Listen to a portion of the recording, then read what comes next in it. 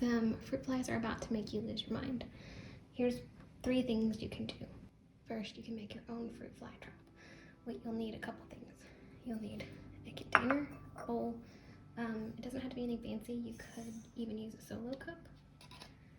You'll need some apple cider vinegar, some regular dish soap, and some cling wrap. You'll also need something pointy like an ice pick to make some holes. Alright, so to start, all you do is you pour some apple cider vinegar into the bowl. Not a whole lot, just a little. Enough to get good coverage. So it's not just a thin layer, but you don't need a whole lot. Then you're gonna add just a little bit of dish soap. 1, 2, maybe 3 drops total. Not very much. And then you're gonna wanna stir that a little. Alright, next comes the cling wrap. You're gonna put that over it, pull it tight, and then you also need a rubber band that I forgot to mention.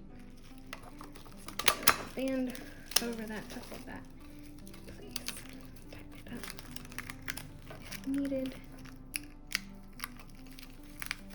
There we go. Alright, and then take your ice pick or a needle and poke a couple holes in the top. And that's a homemade fruit fly trap.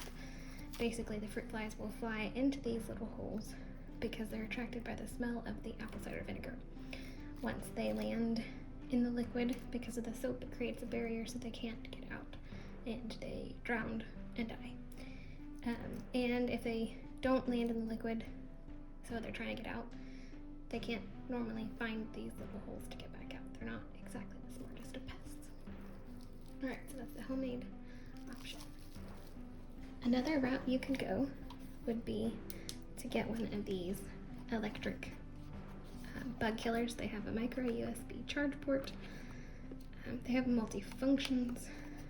They have this little button with the bug. You push it, it lights up, and they're attracted, and then they get stuck in these metal lines here. As you can see, I've caught a couple. So it seems quite effective. This tool also has an alleged solar charging panel on top, and then it also has various flashlight functions.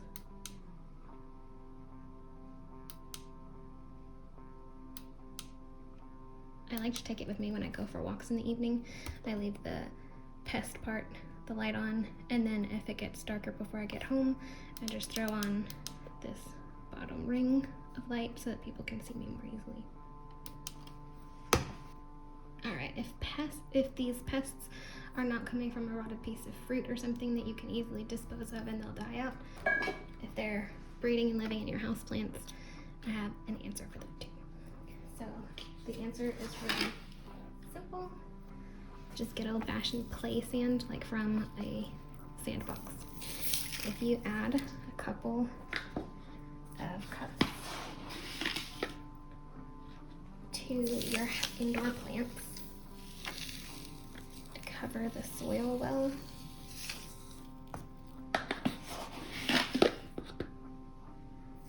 then it blocks the fruit flies from getting back to the decaying material in the soil, which is good for the soil and good for fruit flies, but annoying for you. So they can't reproduce. If there are any webs or anything, make sure you clean those off first.